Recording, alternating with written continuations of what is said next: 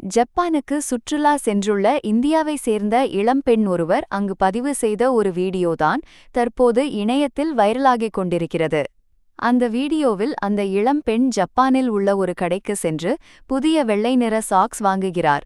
பிறகு சாலையோரம் வந்து அவர் அணிந்திருந்த காலணியை அகற்றிவிட்டு அந்த வெள்ளை நிற சாக்ஸை அணிகிறார். பிறகு அவர் நடக்கத் தொடங்கி சிக்னலில் சாலையை கடப்பது, பிளாட்ஃபார்மில் ஹாயாக வாக்கிங் போவது என்று பல இடங்களில் சுற்றித் திரிகிறார். கடைசியில் தொடங்கிய இடத்திற்கே திரும்ப வந்து அமர்ந்து அந்த சாக்ஸுகளை காட்டினார். அவ்வளவு தூரம் நடந்தும் அதில் ஒரு தூசி கூட ஒட்டவில்லை. இந்த வீடியோவை பார்த்த பலர் இதை பாராட்டி கமெண்ட் செய்து வருகிறார்கள். ஒரு நகரம் எப்படி தூய்மையாக இருக்க வேண்டும் என்பதற்கு ஜப்பான் தான் முன் உதாரணம். இதுவே நம் ஊராக இருந்தால் வெள்ளை நிற சாக்ஸின் நிறமே கருப்பாக மாறியிருக்கும்.